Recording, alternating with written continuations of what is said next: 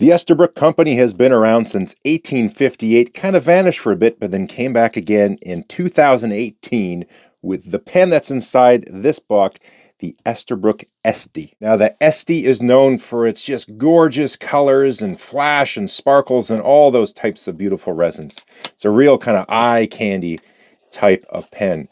But the pen we're looking at today, now this could be the most unbiased review of an Estie because I got this one. This was sent to me by Pen Chalet. Thank you very much for doing that. Check them out, penchalet.com.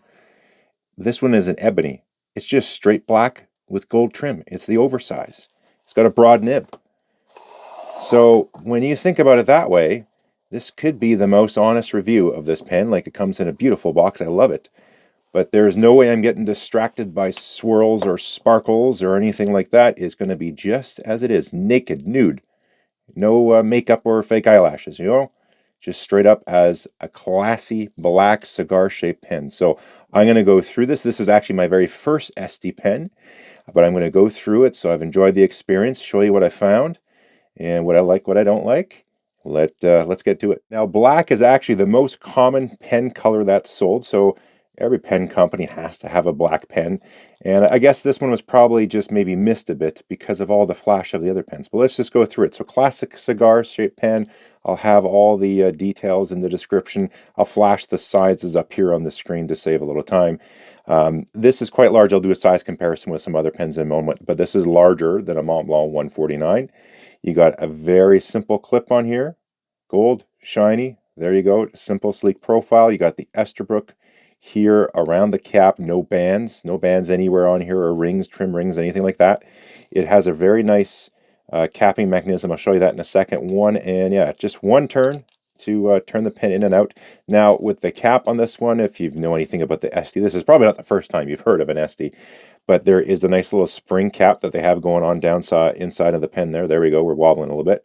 But that provides a nice seal. It's interesting how this one goes in. It sort of just floats.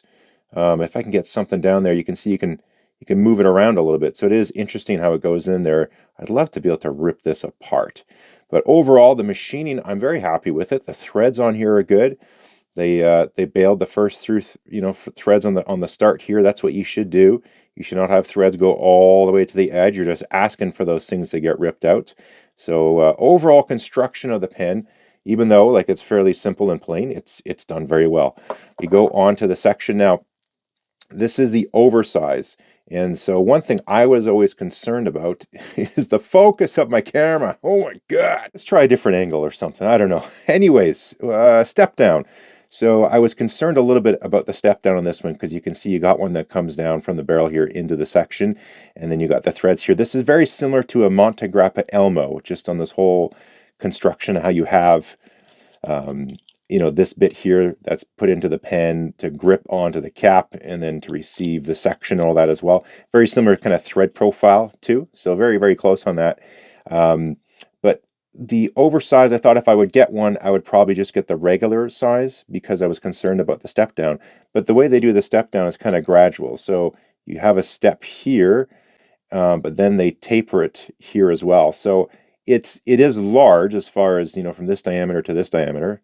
But the way they approach it, actually, it's not as uncomfortable as I thought it would be. It's okay. Like, if there was no step down, it'd be more comfortable, of course.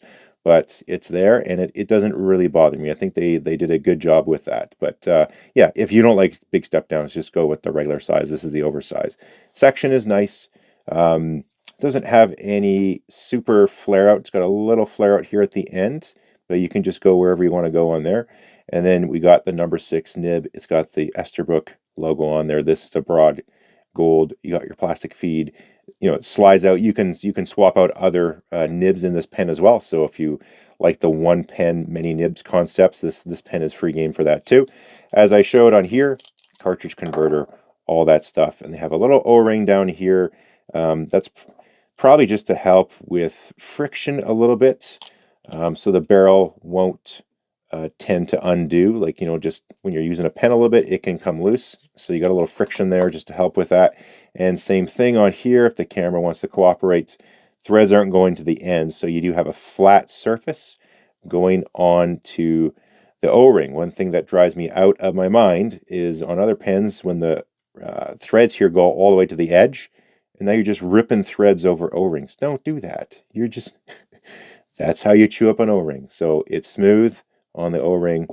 Good job there. But that's it. It's very simple, very basic. It's got, the converter on here too. They got their branding on there, but just like a standard international size converter. So very plain on its own as far as appearance, but it is just built well.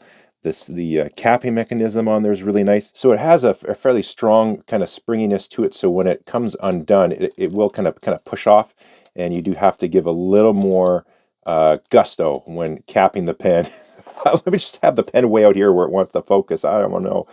And same thing when you go to press in. It's not just an easy, simple turn. You got to put a little bit extra on there to let you know it's sealing up there. So you could debate whether they need a softer spring or not, but it reminds you to put it on there proper, that it's going to seal up on there too. So it kind of reminds you got the sealing mechanism on there. So, some people might not like that. It doesn't bother me. It takes a little bit to get used to. It's not like a normal pen where the cap just slips down. It does kind of sit on top, and you can see it's got some springiness. So it is what it is, but it works really well. You don't really have to worry. You could come in at a sharp angle, and the nib will touch that inner cap liner, but the inner cap liner is floating.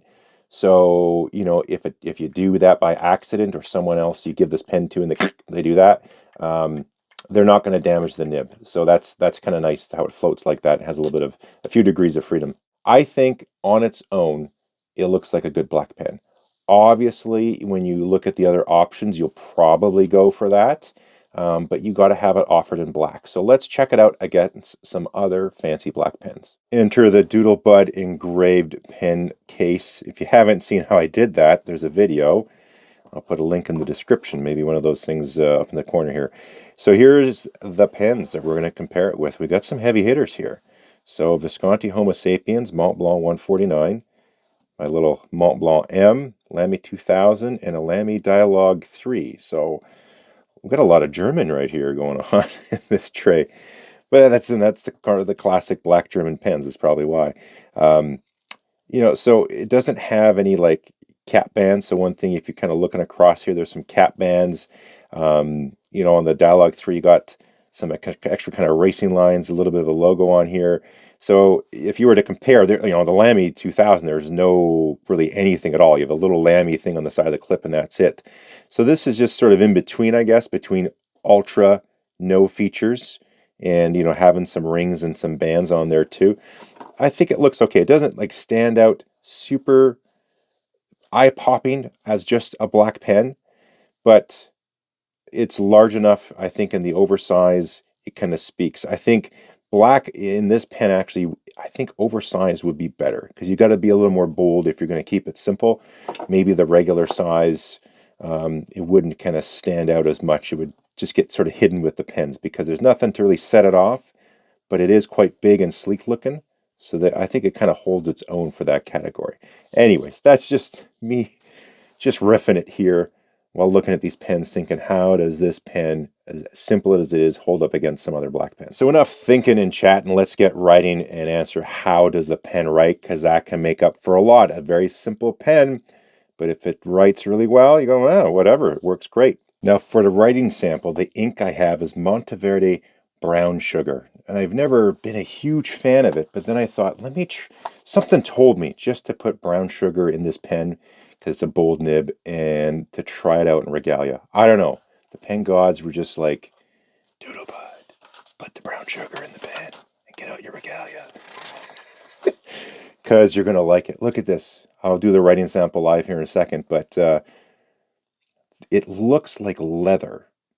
Like, it really makes this ink look amazing, especially there. You can see if you got like a vintagey kind of roughed up leather, this brown sugar looks really cool all of a sudden on this Regalia paper here. So how does this pen write? It writes really well. I mean, it's a broad nib, so it's going to be big and juicy.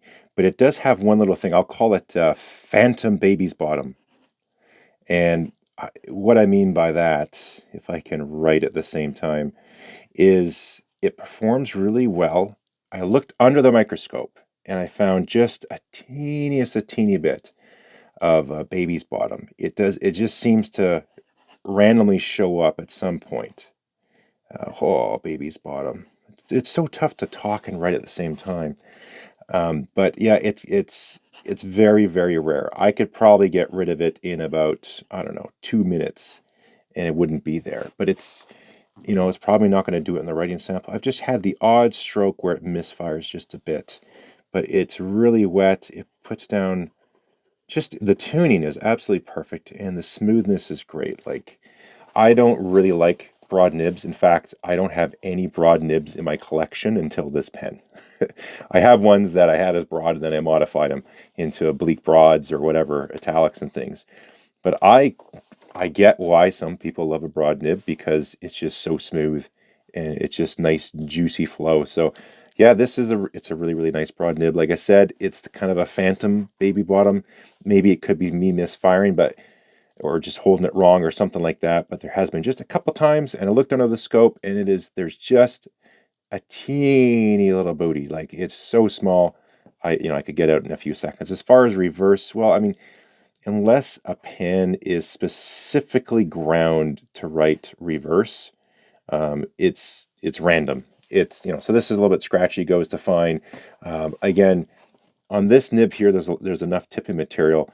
I'd probably just go on, put it on the stones, and just shape it a little bit. So I have a really, really nice reverse writer as well. You can just see how large that little blob of tipping material is if the camera wants to. Oh, there we go, good enough.